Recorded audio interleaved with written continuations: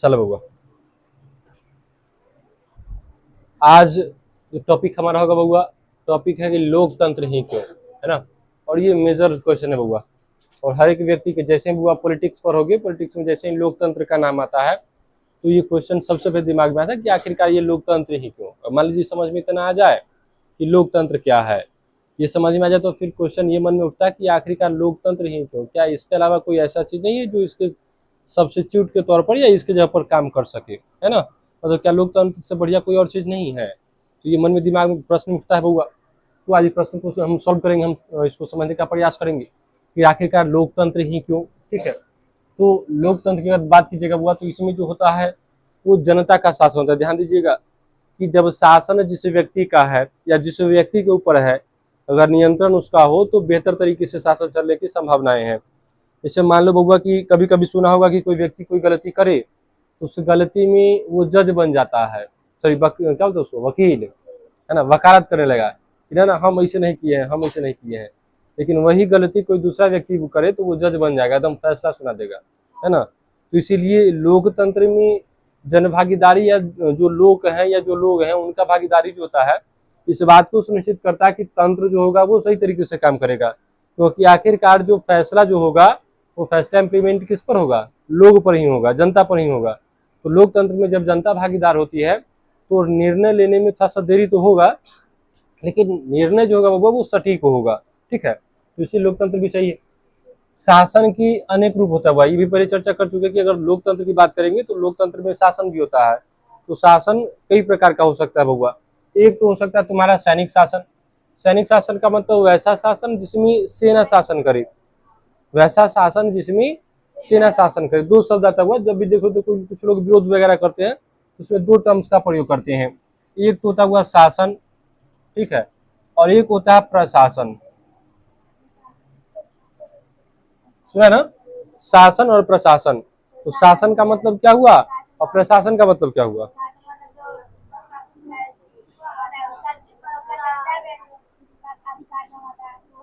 शासन, हाँ, पुलिस वगैरह, हाँ। समझ में आ रहा है, लेकिन बोलने का तरीका था सा कैजुअल। बोलो बुआ, तुम क्या बोल रही थी। पूजा, शासन, शासन किसको कहेंगे।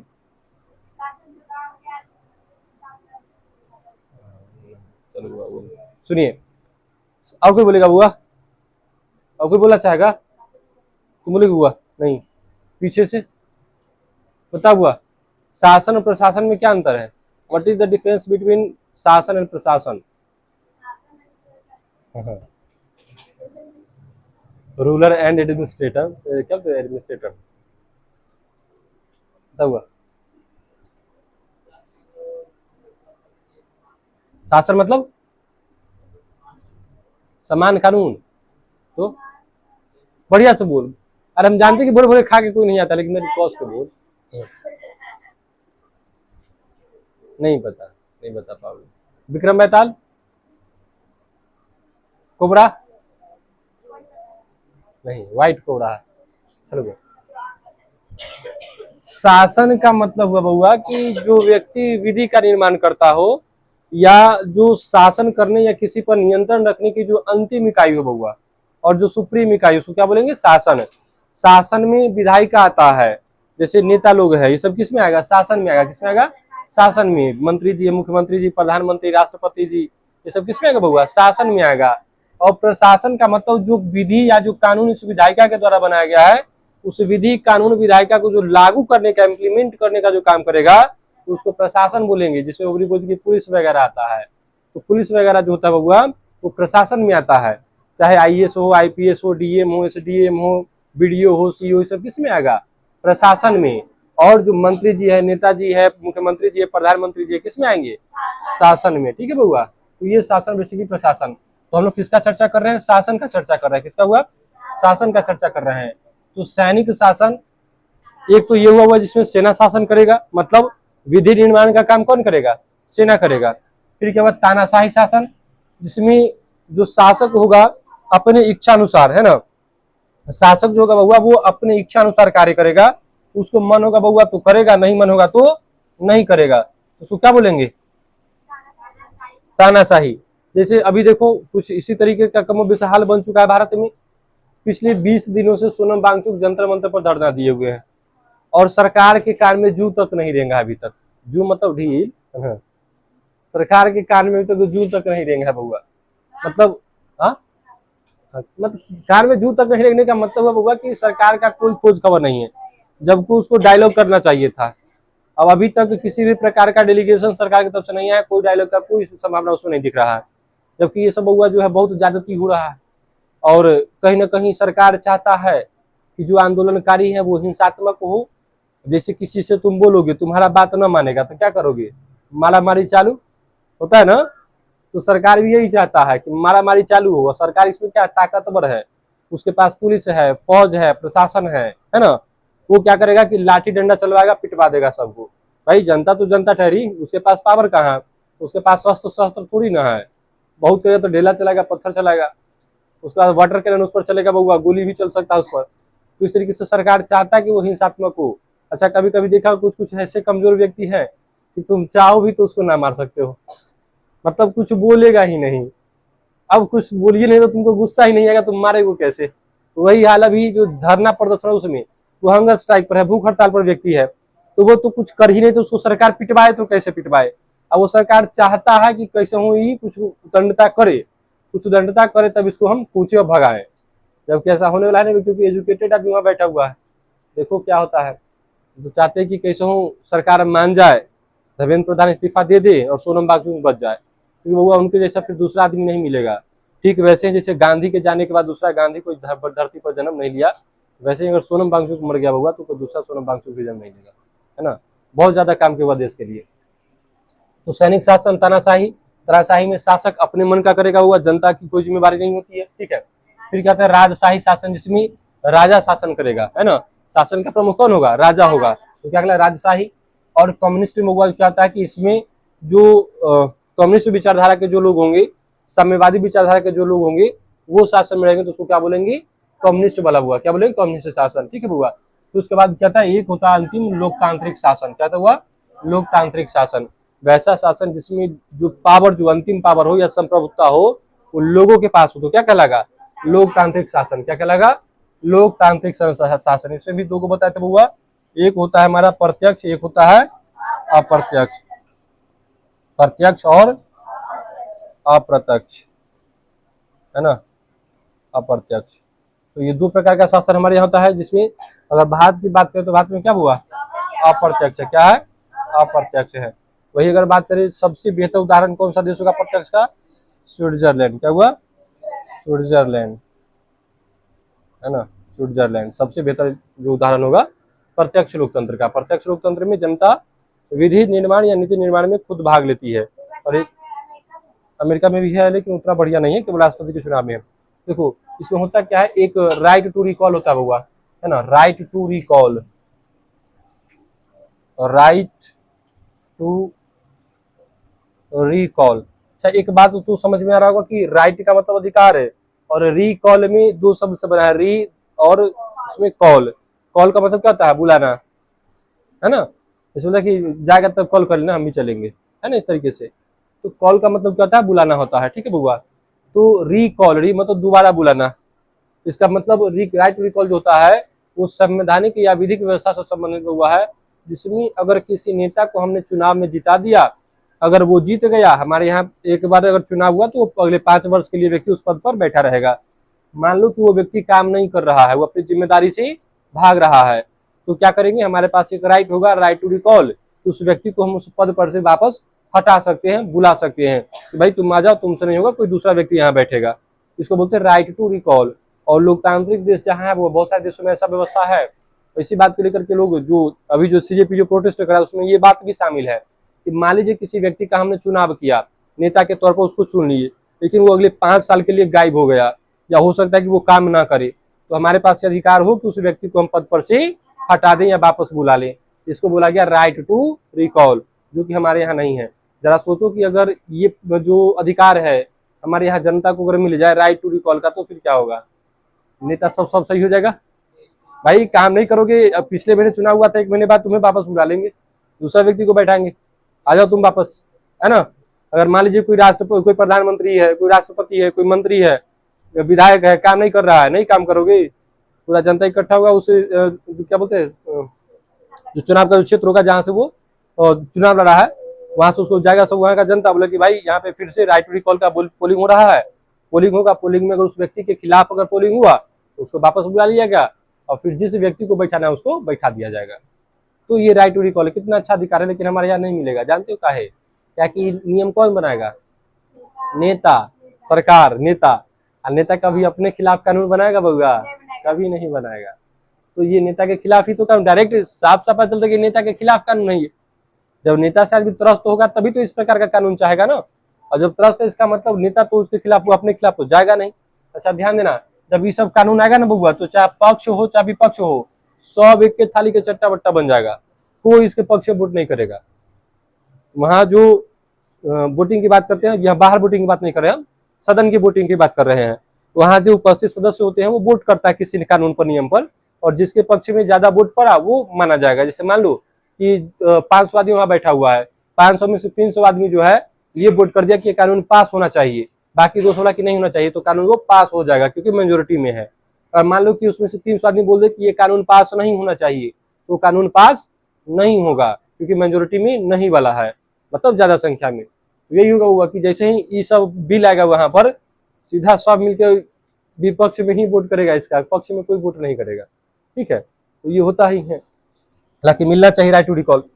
अब बात करते हुआ कि लोकतंत्र के कुछ पक्ष में भी तर्क होते हैं, कुछ विपक्ष में भी। पक्ष विपक्ष का मतलब क्या हुआ कि कुछ लोगों के लिए लोकतंत्र बढ़िया है और कुछ लोगों के लिए खराब है। अब कुछ लोगों के खराब करने का मतलब कुछ लोग इसमें कमियां निकालते हैं। कुछ लोग बोलते हैं कि बहुत अच्छा है क्योंकि जनता का शासन है, कुछ लोग बोलते हैं कि ना ना बहुत खराब है क्योंकि इसमें शासन में निर्णय लेने में देरी होता है ना। चलिए, तो इसके पक्ष में तर्क क्या क्या हुआ या समर्थन में, तो जनता की जरूरतों पर ध्यान देना। अब जैसे ही वह लोकतंत्र की बात करते हैं तो लोकतंत्र में वही विधि कानून या वही व्यवस्था होगा या उसी चीजों को इम्प्लीमेंट किया जाएगा जो जनता के हित में हो, जनता के पक्ष में हो। ठीक है बुआ, लोकतांत्रिक सरकारें लोगों की जरूरतों पर तुरंत ध्यान देती है। मतलब आदमी विरोध किया कि हमको पानी चाहिए, पानी चाहिए, तो सरकार उसका व्यवस्था करेगा। अगर जनता बोले कि भाई हमें अब बाढ़ का सिचुएशन आ रहा है बिहार में, तो कटाव होगा, तो जनता अगर विरोध करे कि हमें कटाव से बचाओ बचाओ, तो वो सरकार बचाने का प्रयास करेगा। क्यों? क्योंकि वो जानता है कि अगर हम बचाने का प्रयास न करेंगे तो हम ना बचेंगे, है ना। लेकिन अगर ऐसा ना होता होगा कि वोट में उसका कोई हस्तक्षेप जनता का ना होता तो जनता का सुनता नहीं सुनता। तो लोकतांत्रिक सरकारों में जनता की जरूरतों पर ध्यान दिया जाता है। दूसरा हुआ कि बेहतर निर्णय लेने की क्षमता, इसमें बेहतर डिसीजन, मतलब जब भी कोई निर्णय लिया जाएगा तो उसमें बहस होगा। एक व्यक्ति होगा जो उसको बढ़िया बताएगा, दूसरा व्यक्ति होगा जो उसको कमी बताएगा। जैसे मान लो होगा कि एयरप्लेन बना, हवाई जहाज, तो उससे पहले और छोटा सा नीचे से सोचो, जैसे गाड़ी बना, तो गाड़ी शुरुआत में बना होगा तो उसका रोकने का व्यवस्था तो नहीं होगा उसमें, तो कोई उसमें नास्तिक व्यक्ति ही रहा होगा जो उसका कमी निकाल कर बता कि मान लो कि गाड़िया कहीं चल रहा है स्पीड में और रोकना हुआ अचानक, तब लगी ठोक देंगे। तो वही जो नास्तिक व्यक्ति था उसमें कमी निकालने वाला ये सोचा कि इसे ब्रेक का व्यवस्था हो, ताकि ब्रेक मारेंगे तो गाड़ी रुकेगा। प्लेन उड़ रहा है, मान लो कि प्लेन उड़ रहा है, कोई आदमी को बोला होगा वैसे नास्तिक आदमी होगा, वोल्टेज कम गया, तो नास्तिक आदमी होगा, मोटर चालू हुआ होगा, तो बोलेगा बउआ कि ये प्लेन उड़ रहा है, अब मान लो कि ऊपर में प्लेन में खराब हो जाए तब क्या होगा? हवा में उड़ रहा है प्लेन में ऊपर खराब हो जाए तब क्या होगा? तो नीचे गिरेगा।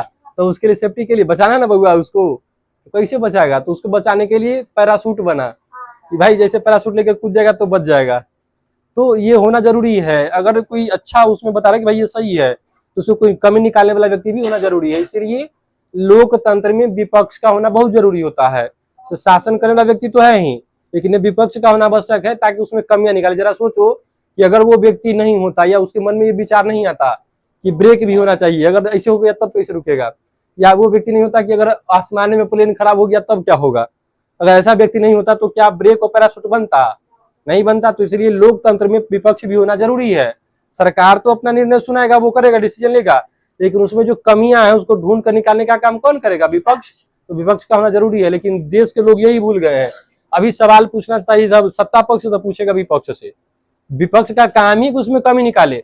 अब तुम क्या चाहते हो कि जो विपक्ष में बैठा आदमी है वो सरकारें की भाषा बोले या सरकारें के पक्ष में बोले? कैसे बोलेगा? क्योंकि उसका काम है कमी ढूंढना। अब बोलता आदमी कि नहीं ठीक है बढ़िया और स्पीड बढ़ाओ, स्पीड बढ़ावला तो है ही है सरकार, और उसका रुकने का व्यवस्था करो ताकि अगर जरूरत पड़े तो रुकेगा कैसे, है ना। तीसरा क्या कि मतभेदों का शांतिपूर्ण समाधान, जो एक दूसरे समुदाय या संप्रदाय या लोग के बीच में जो मतभेद होगा उसका निराकरण शांतिपूर्ण तरीके से होगा। ऐसा नहीं कि हिंसा करे, लड़ाई झगड़ा करे और उसका समाधान ढूंढने का प्रयास करे, नहीं। लोकतंत्र में जो समाधान ढूंढने का प्रयास होता है वो शांतिपूर्ण तरीके से होता है, ठीक है बउआ। जैसे कोई दो समुदाय के बीच टकराव, जैसे सोचा होगा सुना होगा कि राम मंदिर का जो मामला था, बाबरी मस्जिद का, वो चला कोर्ट ने, अब देखो ध्यान देना, हमारे यहाँ लोकतांत्रिक व्यवस्था में ही कोर्ट जो है सबसे सुप्रीम माना गया है, न्यायपालिका स्वतंत्र है। अब न्यायपालिका ये निर्णय दिया कि भाई वहां पर राम मंदिर बनेगा और बाबरी मस्जिद के लिए 5 एकड़ या 500 एकड़ की ऐसी कुछ है जो है जमीन, उसी अयोध्या में कहीं अलग में उसको जमीन दिया जाएगा मस्जिद बनाने के लिए। तो ये निर्णय किसके द्वारा आया? सुप्रीम कोर्ट के द्वारा। अब जरा सोचो कि सुप्रीम कोर्ट किसके माध्यम से निर्णय दिया? संविधान के माध्यम से। ये संविधान क्यों है हमारे यहाँ? क्योंकि हमारे यहाँ लोकतांत्रिक व्यवस्था है। तो जरा सोचो कि बिना कोई लड़ाई झगड़ा मार काट के फैसला आ गया, काम हो गया शांतिपूर्ण तरीके से। तो लोकतंत्र में इन सारी चीजों की संभावनाएं होती है कि शांतिपूर्ण तरीके से दो समुदाय या दो संप्रदायों के बीच में जो टकराव होगा उसको कम किया जा सकता है।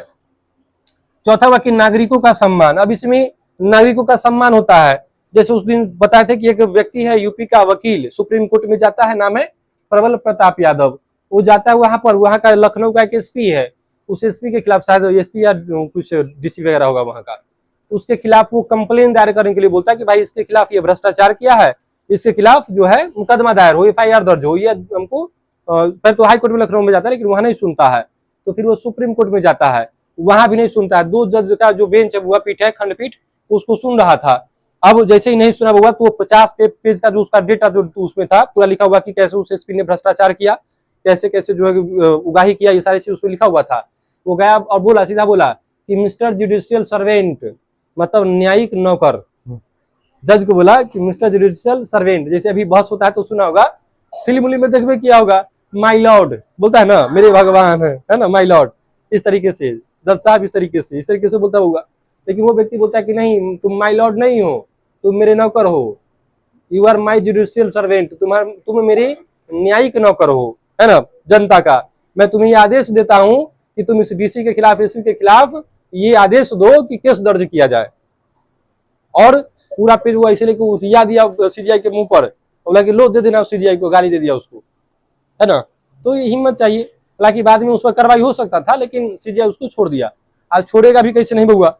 एगो तो गलती किया कि कॉकरोच बोला, कि जो देश का बेरोजगार उसको कॉकरोच बोला, तो कॉकरोच जनता पार्टी खड़ा हो गया। अब की कुछ इसको बोलता तो फिर हमके वकील वाला को फौज खड़ा हो जाता। और वकीलों में नियम है, अगर एक वकील का विरोध करोगे ना तो पूरा वकील साथ मिलकर तुम्हारा विरोध करेगा। अगर एक वकील का विरोध करोगे तो पूरा वकील मिलकर विरोध करेगा। और वास्तव में लोकतंत्र को बचाने वाला यही सब है, लोकतंत्र को बचाने का काम यही करता है, जज तक को नहीं छोड़ता हुआ वकील, है ना। चलिए, तो नागरिकों का सम्मान। अब मान लो कि इसमें अगर कोई व्यक्ति जैसे पुलिस के पास गए, तो बहुत सारे लोग ऐसे होते हैं कि पुलिस के पास गया, खड़ा है इसे, जबकि हमारा राइट है, वो हमारा नौकर है, हम वहां कुर्सी पर बैठेंगे, हमारे लिए वहां कुर्सी लगा हुआ है, जबकि नहीं बैठेगा आदमी, है ना। हाँ, बैठेगा नहीं, बैठेगा बउआ, है ना, बता दे रहे हैं। अगर अरे बबुनी, अभी तुमको शासन प्रशासन के बारे में पता नहीं है कितना गंदा है ना। इतना वाहियात सिस्टम हो चुका है कि पुलिस के नाम पर तो लोगों को घिन बढ़ता है, गुस्सा आता है एकदम सीधा। इतना ही मतलब कि एकदम सबसे वाहियात व्यवस्था है, ये वाहियात आदमी है। पुलिस का नाम जैसे दिमाग में आया, समझ गया कि एकदम पूरा बर्बादी करेगा, आदमी को नोच भी करेगा, लूट भी करेगा। सहाने का मतलब पैसा कमाना है, नौकरी करना है, और कुछ नहीं है। ना तो लोग IAS बनकर देश का सेवा करना चाहते हैं, ना IPS बनकर, झूठ मूठ के बोलेगा कि हम बन के देश का सेवा करना चाहते हैं, लेकिन लूटना चाहता है वास्तव में वो, है ना। आखिरकार उसके पास जो 5-6 लाख की संपत्ति थी, 1-2 साल के बाद करोड़ों की संपत्ति कैसे हो गई एक IAS के पास? IAS बनते 1 करोड़ कैसे हो गया, 5 करोड़ कैसे हो गया? तो वो लूटने के लिए जाता है, लेकिन कहने के लिए क्या कहेगा कि हम देश का सेवा करना चाहते हैं। हाँ, नहीं, ऐसा नहीं है, नहीं बोले से नौकरी होने का बात नहीं है। वो तो कहाँ बोलेगा, जैसे बेंच मिला उसको, जो बेंच मिलता है इंटरव्यू के टाइम में, पैनल जो मिलता है, उस पैनल के सामने झूठ बोलेगा। लेकिन वहां भी ऐसा झूठ नहीं बोलना चाहिए कि हम देश का सेवा करना चाहते हैं। क्या बोलेगा जानते हो? कि ठीक है आप देश का सेवा कीजिए, हम आपको IAS बना दे रहे हैं, आप पैसा 1 रुपया नहीं लीजिएगा। क्योंकि सेवा में तो पैसा नहीं लिया जाता है, पैसा का रुपया नहीं लीजिएगा, तब वह मुंह अपना सनका हो जाएगा वहां पर ही। तब फिर लेकिन परंतु उसी आदमी को बाहर कर देता है। वहां पर साफ साफ बोलिए जो उद्देश्य है कि हाँ मेरा पहला उद्देश्य है कि जो हमारे परिवार की जो आर्थिक स्थिति है उसको सुधारना, मेरी जो आर्थिक स्थिति है उसको सुधारना, और दूसरा उद्देश्य है इस पेशे में आकर के देश की सेवा करना। पहला आर्थिक बउआ है ना, पहला उद्देश्य क्या होगा, आर्थिक उद्देश्य होगा, मतलब रुपया पैसा कमाना है, और दूसरा उद्देश्य होगा कि देश का सेवा कर लीजिए। तो ये होता है, लेकिन झूठ बोलता है वो आदमी तो सबके नंबर कट जाता है इंटरव्यू में। ऐसा झूठ नहीं बोलना चाहिए, क्योंकि सब जानता है सच्चाई है कि नहीं होगा कि आदमी पैसा कमाना चाहता है, सब चाहता है, सच्चाई यही है। लेकिन झूठ क्या है, बोल रहे हैं कि हम देश का सेवा करना चाहते हैं। तो ना तो नेता देश का सेवा करता है, ना अधिकारी करता है, ना पुलिस करता है, ना जज करता है, सब अपन सेवा करता है। फिर गलतियों को सुधारने का अवसर, तो इससे फिर क्या होगा कि व्यक्ति को इस बात की ज्यादा संभावना है, उसके पास ऑप्शंस होते हैं तो अपने गलतियों का सुधार करे, है ना, वो अपनी गलतियों का सुधार कर सकता है, ये संभावनाएं होती हैं। तो लोकतंत्र में गलतियां छिपाई नहीं जा सकती, गलती छिपता नहीं है ना। जैसे कहा होता हुआ खैर खून खांसी बैर प्रीति मदपान, है ना, खैर खून खांसी प्रेम बैर प्रीति मदपान, दावे से ना दबे जाने सकल जहान। खैर का मतलब क्या हुआ कि जो मतलब ठीक ठाक जीवन जी रहा है, सब कुछ बढ़िया है, तो व्यक्ति खुश होगा। तो खैर मतलब खैरियत जो है, बोलते यार सब खैरियत मतलब बढ़िया ना, तो जो खैरियत जो होता है वो छिपता नहीं है, वह पता चल जाएगा चेहरे से बउआ। खैर खून, खून मतलब किसी का हत्या कर दिया, कोई व्यक्ति मर्डर कर दिया, वो भी नहीं छिपता बउआ, आज न कल पता चलवे करेगा। खैर खून खांसी मतलब खांसी हो गया, कितना मुंह चापोगे खांसी यही करेगा, है ना। अगर खांसी किसी व्यक्ति को हो गया, मुंह चापेगा तो बंद हो जाएगा खांसी, नहीं, वो आना ही है। तो खैर खून खांसी बैर, बैर का मतलब क्या होता है, लड़ाई, किसी से तुम द्वेष रखे हो तो अनायास ही कभी ना कभी किसी के मुंह पर निकल ही जाएगा कि फलाना बड़ा खराब आदमी है ना। तो बैर, प्रीति, प्रीति मतलब प्रेम, लगाव, किसी व्यक्ति से लगाव हो, प्रेम हो, तो वो भी नहीं छिपता है, वो दिखिए जाएगा, सामने आएगा तो चेहरे बता देगा, है ना। तो बैर प्रीति। मदपान, मदपान मतलब क्या हुआ, जो दारू पी लिया आदमी, नशा कर लिया, तो नशा कर आदमी कितना चाहे कि एकदम कंट्रोल में चले, टूल होकर चलेगा, कभी लेफ्ट चलेगा, कभी राइट चलेगा, है ना, कभी दीवार में टक्कर मारेगा, है ना बउआ। तो वो एक खैर खून खांसी बैर प्रीति मदपान, दावे से ना दबे जाने सकल जहान। मतलब बउआ किसको अगर आदमी चाहे कि हम छुपा ले, लेकिन नहीं छुपेगा। तो ये सारी चीजें, वैसे वो यहाँ पर क्या कि लोकतंत्र में अगर आप गलती की है तो गलती छिपेगा नहीं, आज न कल वो किसी न किसी परिणाम के रूप में बाहर निकलेगा ही। गलत फैसले बदले जा सकते हैं, अगर कोई गलत डिसीजन लिया गया तो वो बदला जा सकता है। जैसे 2020 वाले मामले, 2020-21 में जो कृषि कानून को लेकर के जो विरोध हुआ था किसानों द्वारा, तो उस कानून को वापस लिया गया। तो कोई भी कानून है, अगर लोकतंत्र को फैसला लिया कि भाई ये कानून लागू होगा, और लोग उसका विरोध करें तो वो वापस लिया जा सकता है। तो ये इसमें सुधार की संभावना होती है बउआ। अब इसका निष्कर्ष क्या निकला बउआ, तो लोकतंत्र सभी समस्याओं का हल नहीं देता, है ना, लोकतंत्र सभी समस्याओं का हल नहीं देता, लेकिन यह बेहतर फैसलों यानी कि अधिक सम्मान और शांतिपूर्ण सह अस्तित्व के सर्वोत्तम अवसर प्रदान करता है, इसलिए इसे सबसे अच्छी शासन व्यवस्था माना जाता है ना बउआ। तो ये इसका पूरा का पूरा कंक्लूजन था। खत्म।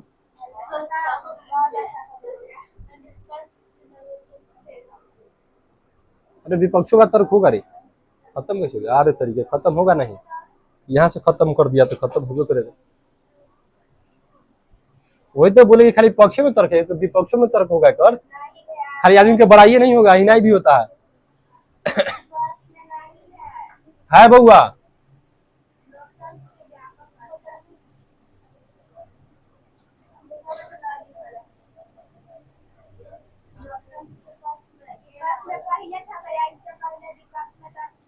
अच्छा एक बात बता बउआ, कभी किसी भी वस्तु का तुम गुण जानोगे कि पहले अवगुण जानोगे?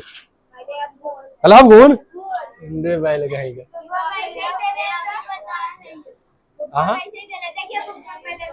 अच्छा ये बता दिए ना। हाँ बउआ, अब लोकतंत्र के खिलाफ तर्क देखेंगे, मतलब इसके खिलाफ क्या क्या तर्क है, ठीक है। मतलब खिलाफ का मतलब विरोध करने वाला आदमी, जो इसको बोलता है कि अच्छा शासन नहीं है, वो इसके पक्ष में तर्क देगा। तो लोकतंत्र के खिलाफ तर्क की बात करेंगे तो सब चला मुझे टगल ही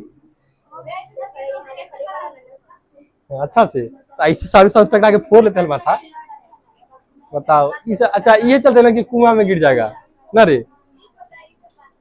हाँ ना मुझे कह रहा तो तू देखेगा तू होगा मुड़िया पकड़ के टकराई।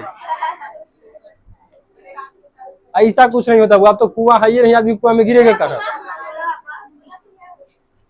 तो पागल उगल कुआं पर जब घर जाके इधर से है वो ठीक है। बाप रे बाप, इतना डर लगा। तो ये सब आदमी जो अंधभक्ति को बढ़ावा देता है। चलो आगे देखो हुआ अस्थिरता। क्या हुआ? अस्थिरता। तो लोकतंत्र के खिलाफ पहला तर्क क्या है? अस्थिरता, मतलब इसमें स्टेबिलिटी नहीं होता है। मतलब सरकार से देखो, लोकतंत्र में क्या होता है कि सरकार एक निश्चित समय के बाद बदलते रहता है ना। तो चुनाव होता है, बदलता है, चुनाव होता है, बदलता है। तो लोगों का कहना है कि भाई ये बहुत खराब चीज है। मतलब होता है कि 5 साल तक के लिए ये मुख्यमंत्री प्रधानमंत्री रहा, 5 साल के बाद ये चेंज हो गया। तो ये सबसे बड़ी समस्या लोकतंत्र में होता है कि स्थिरता नहीं है, मतलब अस्थिरता है। क्या हुआ?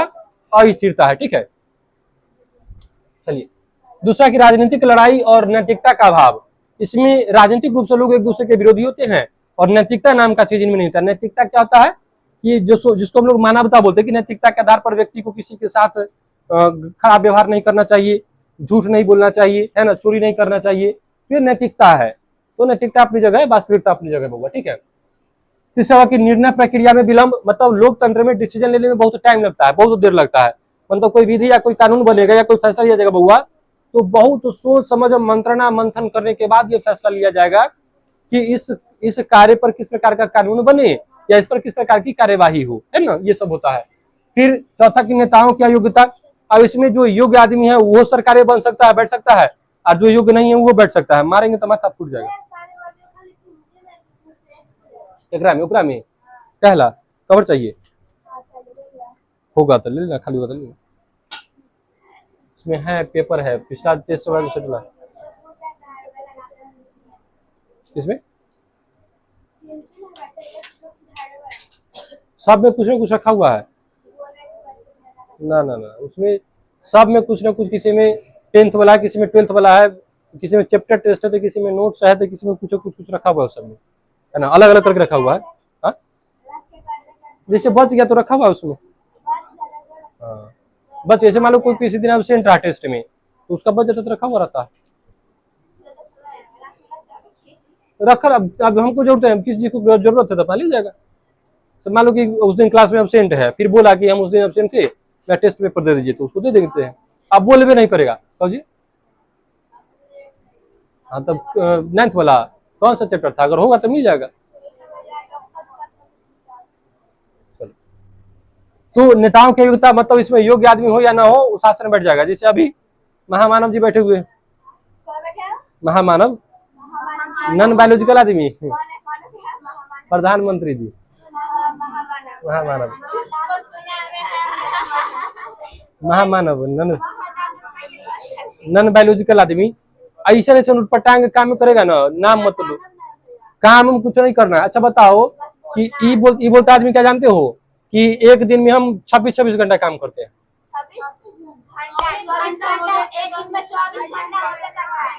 सोचो, अब सोचो, अब काम क्या करता है, तो दिन भर में 5 गो रैली करेगा।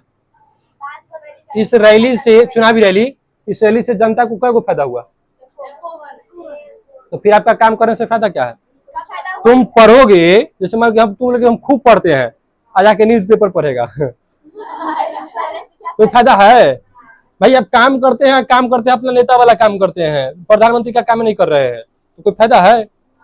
जा खाली घूमता तो खूब है। ये एक बात होता है बउआ कि पूरा दुनिया में आज तक कोई प्रधानमंत्री जितना नहीं घुमा उतना ही घूम लिया बेचारा, दम भर घुमा है।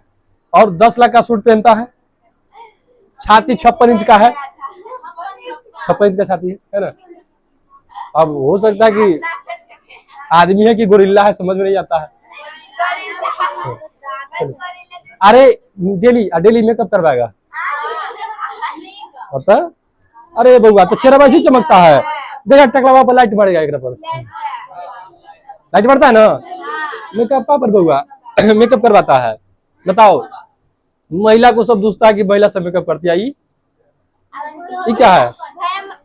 शिखंडी है? शिखंडी थोड़ी है बुआ, पाखंडी तो है, शिखंडी है। चलो, शिखंडी महाभारत काल में एक न तो नर था न पुरुष था बउआ, वो युद्ध में भाग लिया था जो भीष्म पितामह की मृत्यु का कारण बना। हाँ, फिर भी तो अपने आप को पुरुष मानता था वो। अर्धनारी जिसको बोलते हैं, आधा नारी आधा पुरुष, है ना। चलो, तो चुनावी भ्रष्टाचार, हालांकि हमको तो लगता है कि प्रधानमंत्री कम नेता जाता है, बीजेपी का प्रधानमंत्री है, देश का प्रधानमंत्री नहीं है। अब चुनावी भ्रष्टाचार की बात करते हुए सुनो, अब होता क्या है, सुनो, लोकतंत्र में क्या होता है, चुनावी भ्रष्टाचार होता है। भ्रष्टाचार कई तरह का होता है। जैसे पहला तो करेगा कि चुनाव प्रक्रिया में इंटरफेरेंस कर देगा, मतलब अपना पक्ष का जो व्यवस्था हुआ कर लेगा, है ना, अपना हिसाब से काम करेगा, बूथ वही बनवाएगा। पहले देखो हुआ 1990 से पहले, अगर अभी कुछ लोग होता है कि गाली दे रहा है, कई बार बताए हैं, जो हमारे नेता थे वो वास्तव में हम लोगों के लिए काम किए हैं, गरीबों के लिए काम किए हैं। वो 1990 से पहले बूथ वही बनता था जहाँ जो सरकारें हैं या जो लोग बाहुबली है वो चाहते थे। मतलब अभी होता है ना कि किसी के गांव में तुम किसी को मार करके थोड़ी चलाओगे, किसी के गांव में तुम मारने जाओ तो वहां से पीट कर थोड़ी चलाएगा, नहीं जाएगा। वैसे ही होता था पहले ना, कि दूसरा गांव में बूथ बना दिया, वहां वोट डाले गया, अब वो बोलेगा कि तुम इस पार्टी को वोट दोगे, अगर नहीं दोगे तो तुमको हम वोट नहीं देने देंगे।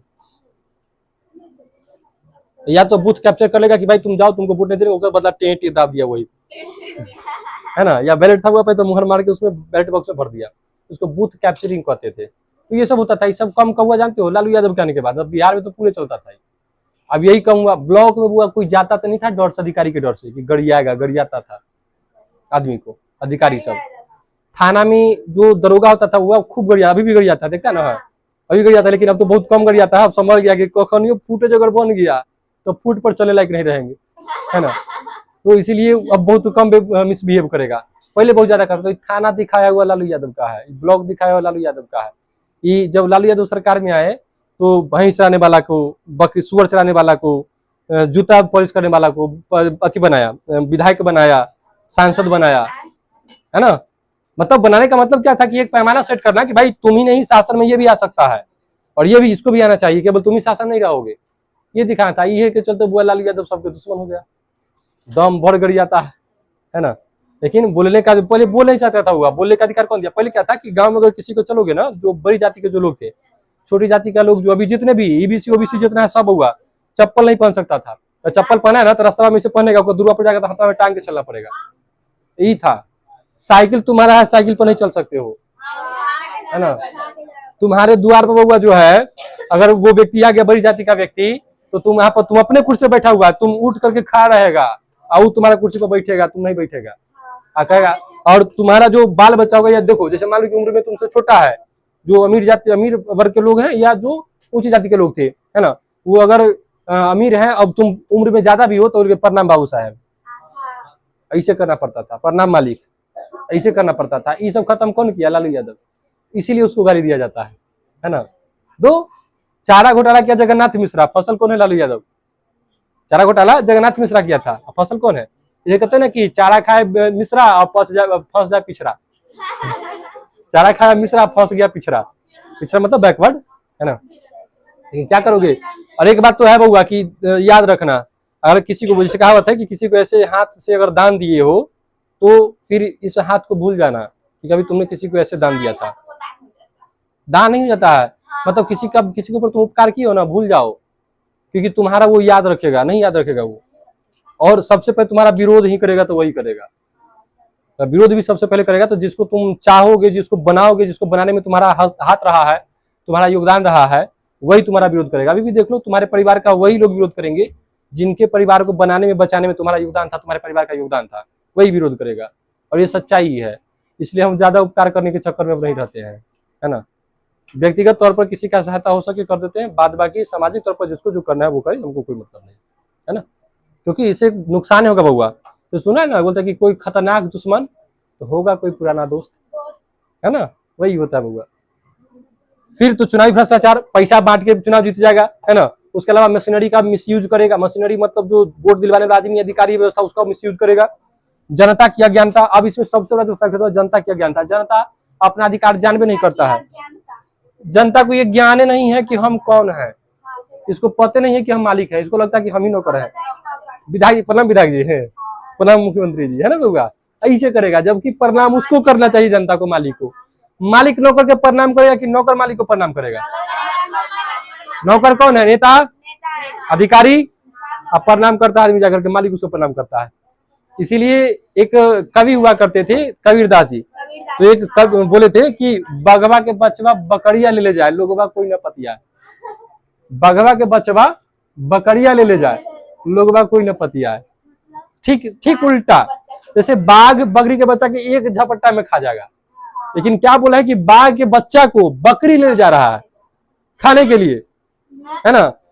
लोगवा कोई न पतिया है। वास्तव में लोग नहीं पतियागा, पतियागा होगा नहीं पतियागा, लेकिन ऐसा ही हो रहा है। अभी देखो जनता का जो मालिक, जो जनता है वो सड़क पर है और जनता रोड पर खा रहता है, और मालिक जो नौकर जो है सारण में जाके हो करते हुए गाड़ी पास करता है और रुकल साइड रहेगा होगा, है ना, हुटा बजाते हुए। तो ये यही चीज है, इसीलिए वो बोले थे, क्योंकि दूरदर्शिता उनके पास था हुआ। हालांकि उनका बोलने का संदर्भ आत्मज्ञान के संदर्भ में था, अध्यात्म के संदर्भ में, कि आत्मा को क्या बताए, बाघ बताए, और शरीर को बकरी बताए। मतलब ये शरीर, ये पवित्र आत्मा को जहां मन तहां भटका रहा है अपने सुख के लिए, जबकि बाघ वास्तव में कौन था, आत्मा था। आत्मा का नियंत्रण इस शरीर पर होना चाहिए था, न कि इस शरीर का नियंत्रण आत्मा पर। तो वही संदर्भ बोले थे, लेकिन हम बताया होगा इस संदर्भ में अभी ऐसे भी इम्प्लीमेंट हो रहा है ये चीजें, ठीक है। तो जनता की अज्ञानता, नहीं जानोगे तो कुछ नहीं होगा, ये बात तो सही है। अपने अधिकार को जानोगे तभी मांगोगे। जैसे तुमको पता है कि हमर कलम है तो तुम मांगोगे ना, खुले ले हमर कलम में लाओ, तुमको पता नहीं कि हमर है, कोई फर्क नहीं पड़ रहा, कोई फर्क पड़ रहा है नहीं। तो अधिकार जानो तभी तुम विरोध कर पाओगे या कुछ मांग पाओगे। तो ये इसके विपक्ष में तर्क था हुआ, ठीक है। अब गैर लोकतांत्रिक सरकार के कुछ लक्षण होता हुआ, अंतिम शायद स्लाइड होगा। गैर लोकतांत्रिक सरकार का कुछ लक्षण, मतलब जिसमें लोकतंत्र नहीं है, उसका लक्षण क्या क्या है। जैसे होता है ना कि लतखोर के लक्षण, लतखोर का लक्षण भी होता है ना, बकलोल का भी कुछ लक्षण होता है ना, बैल का भी कुछ लक्षण होता है, होशियार का लक्षण बहुत कम दिखेगा, है ना, चलेगा, क्योंकि वो दिखाएगा ही नहीं। होशियार जो होगा अपना लक्षण दिखाई भी नहीं करेगा, हाँ, क्योंकि वो जानता है कि दिखाने से कुछ होगा नहीं, कोई फायदा नहीं, है ना। होशियारी करने से फायदा है, दिखाने से फायदा नहीं, है ना। चलिए हुआ तो जो गैर लोकतांत्रिक सरकार का जो लक्षण या उसके जो सिम्टम्स होते हुआ जो पहचान क्या क्या, उसमें पहला क्या है, एक व्यक्ति या समूह की सत्ता। मतलब लोग इसमें जो गैर लोकतांत्रिक सरकार, तो वहां पर क्या होता है कि एक व्यक्ति क्या होगा, सत्ता में बैठा रहेगा और उसी के इर्द गिर्द पूरा सत्ता घूमेगा। एक बात डिनोट किया होगा भारतीय राजनीति में वर्तमान समय में, कि जिस भी राज्य में चुनाव हो, जिस भी क्षेत्र में चुनाव हो, अच्छा ध्यान देना कि हर क्षेत्र का अपना अपना समस्या है। जैसे एक ही गांव में हर एक परिवार के लोग, बहुत सारे परिवार रह रहे हैं, तो उस गांव में हर एक परिवार का अलग समस्या है। ऐसा थोड़ी कि पूरे गांव का एक ही समस्या है, ऐसा नहीं होता। लेकिन हाँ, कुछ समस्या ऐसी है जो पूरे गांव की समस्या है। जैसे गांव में रास्ता का समस्या हो जाए, बिजली की समस्या हो जाए, स्कूल की समस्या हो जाए, तो वो सबके लिए समस्या है। लेकिन पारिवारिक तौर पर अगर देखें तो हर एक परिवार का अलग समस्या है।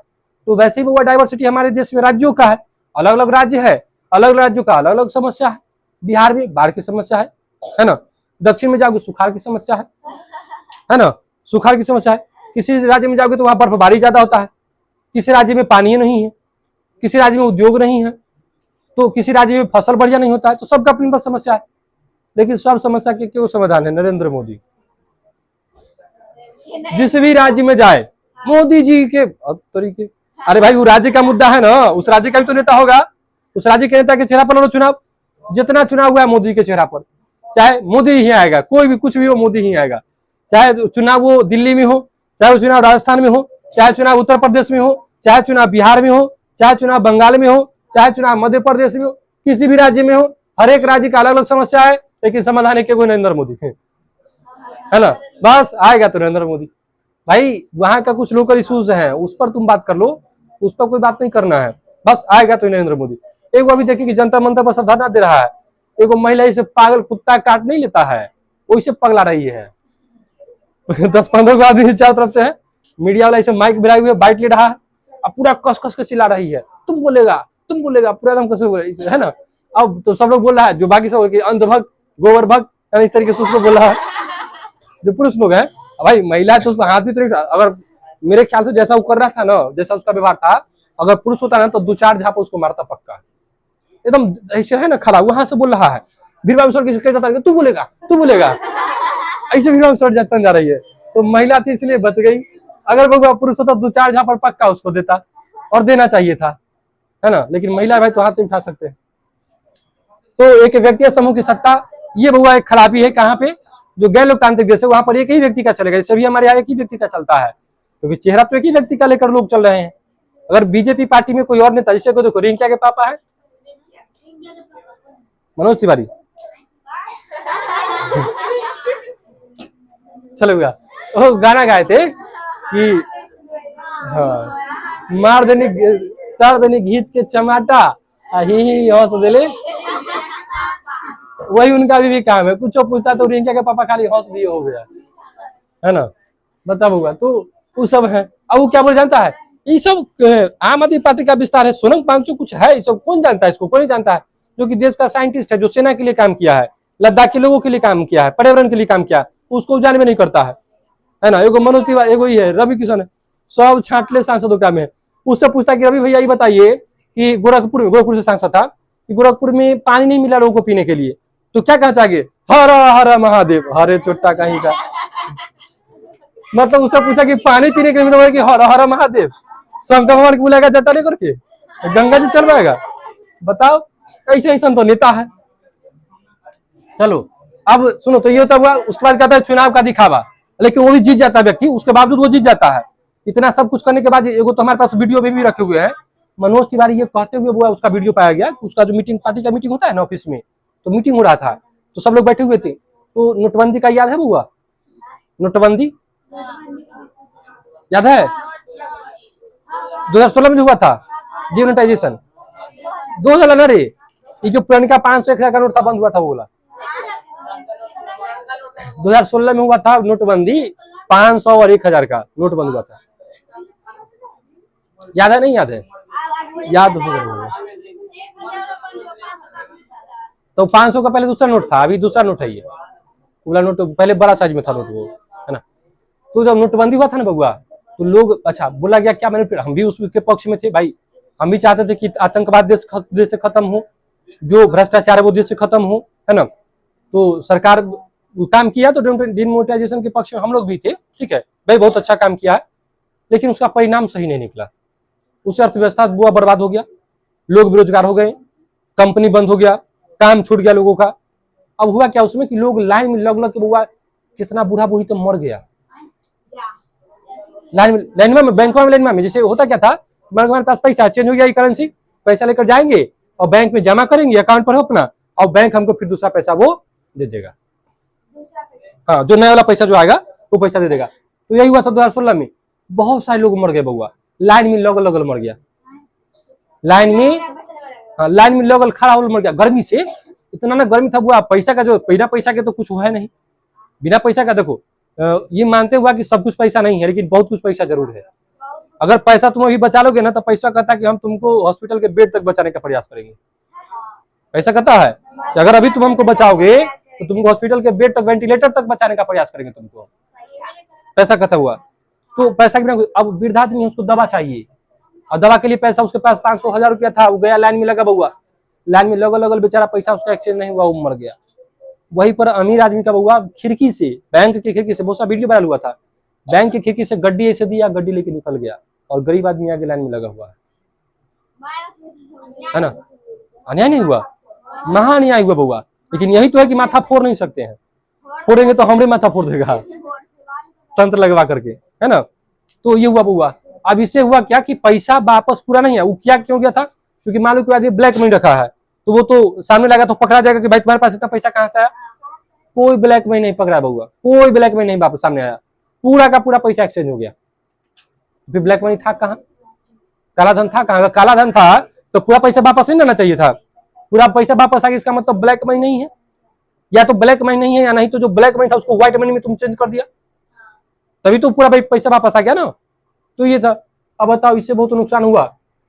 उसके बावजूद मनोज तिवारी का वीडियो वायरल क्या हुआ कि बोला था कि जब हम गए वहां पर देखे कि आदमी भीड़ लाइन में लगा हुआ है, तो हम बोले कि देशभक्त है, कतार में लगी है भारी भीड़, है ना, पसीनों से सिंच रही भारत की तकदीर, इस तरीके से बोले। एकदम लग रहेंगे लाइन में, कोई दिक्कत नहीं भैया, एकदम हम देशभक्त आदमी है, एकदम देश बचा के मारेंगे, एकदम पूरा खुश हो गए।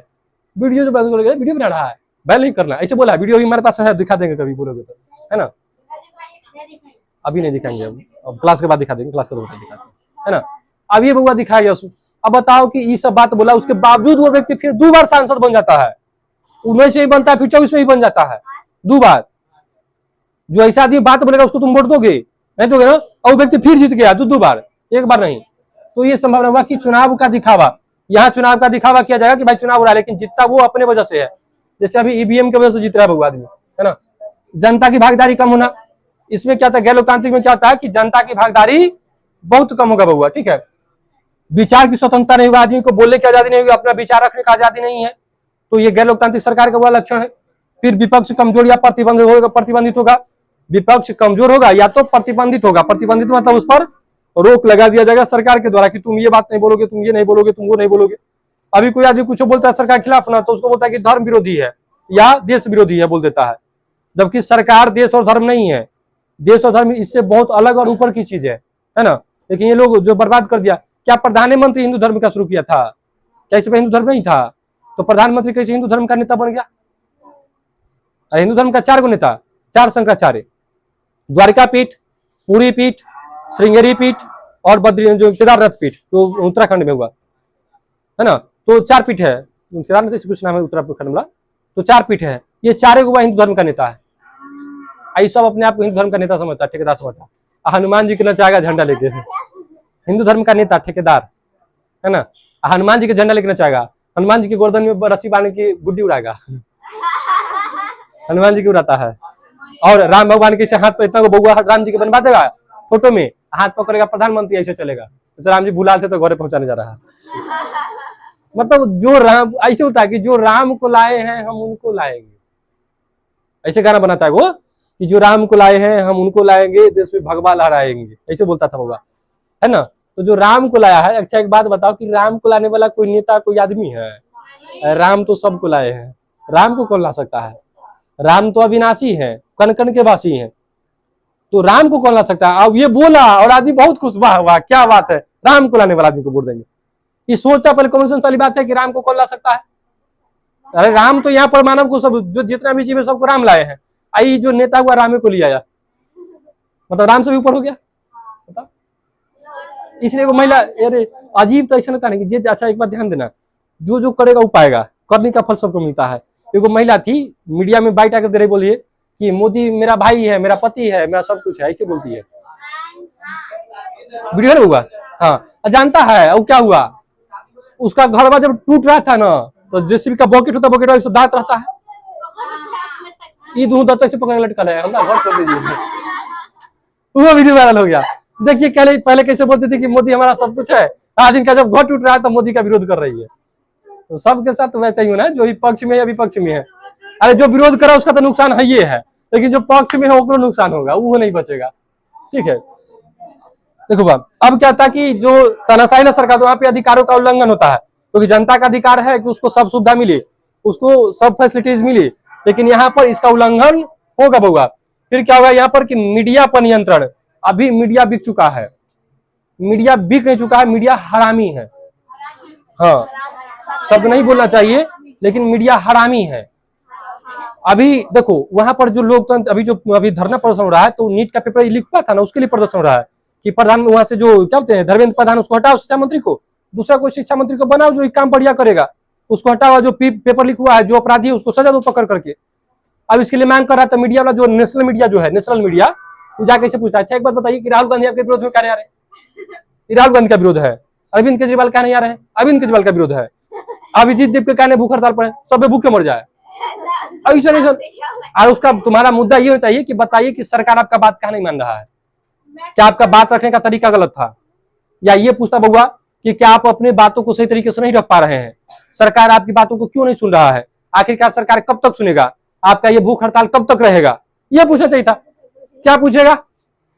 राहुल गांधी का नहीं आया, अरे चोटा का, क्योंकि राहुल गांधी का विरोध है, विरोध राहुल गांधी का नहीं ना, छात्र का विरोध है ना, व्यवस्था के खिलाफ विरोध है, तो उसको नेता का क्या जरूरत है? जिसको मन हुआ नहीं है तो नहीं आएगा, विरोध हम करें, हम कर रहे हैं, हमको नेता से क्या मतलब है? तो ऐसे पूछेगा, तो हरामी के काम ना है,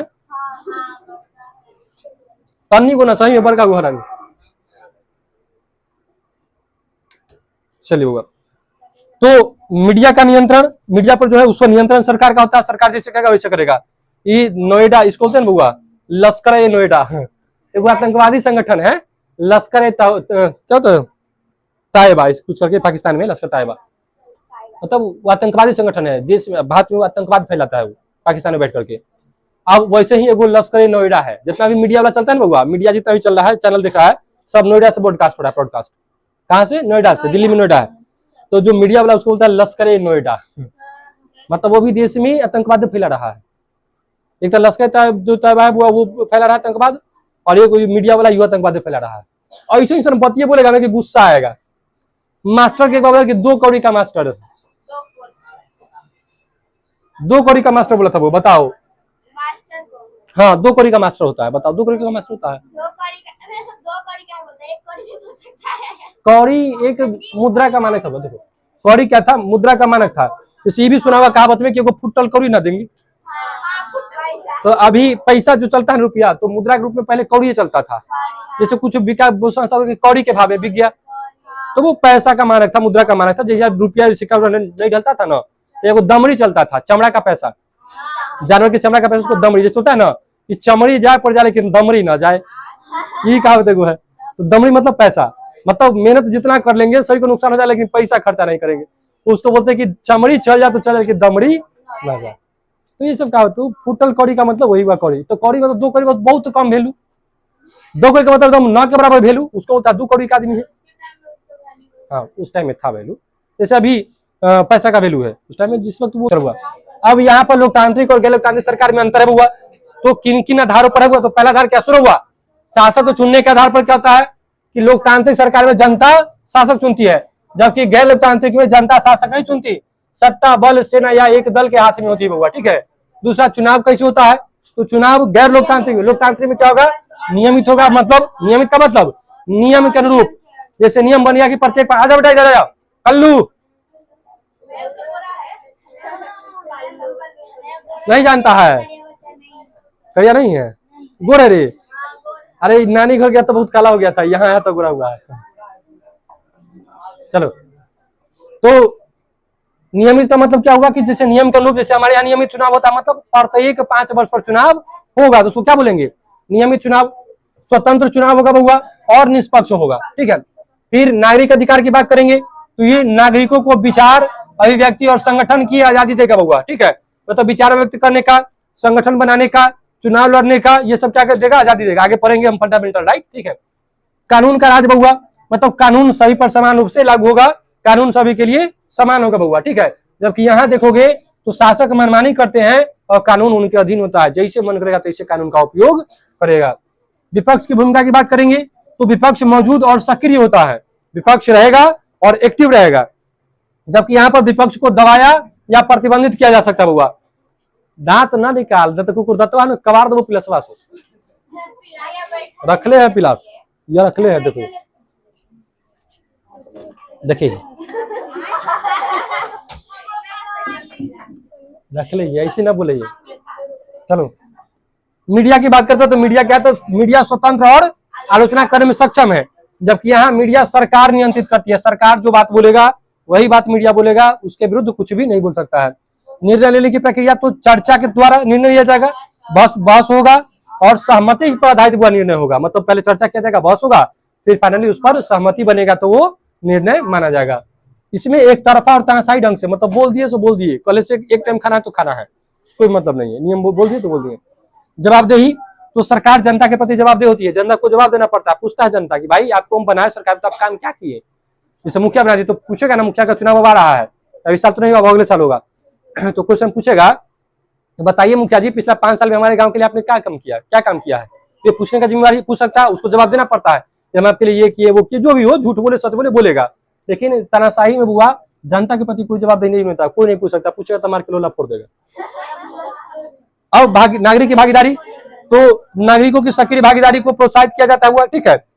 जबकि यहाँ पर नागरिक की भागीदारी सीमित या हस्तोत्साहित होता है, मतलब सीमित मात्रा में होगा या हस्तोत्साहित, मतलब उसको इतना नहीं रहा कि भाई कि हमको वोट देना है सरकार बनाना है, क्योंकि उसको तो लगेगा कि हमको वोट देने सरकार बनाने से कोई फायदा है ही नहीं, तो वो भी हतोत्साही होगा। फिर अस्थायित्व और शांति, मतलब इसके आधार पर देखिए तो संघर्षों का शांतिपूर्ण समाधान, अभी बताते ना कि संघर्ष का क्या था, शांतिपूर्ण समाधान। बाबरी मस्जिद और राम मंदिर वाला मामला बताया हुआ, ठीक है। लेकिन यहाँ पर क्या होगा, संघर्ष का दमन बल प्रयोग से होगा। किसे हुआ, बल ताकत से दबा देगा कि तुम बोलेगा तू कमजोर तो मारेंगे तुमको, चुपचाप साइड हट जाओ, होगा। तो आज क्लास में हुआ इतना ही, बाकी हम लोग अगले क्लास में, क्योंकि ये खत्म हो चुका है।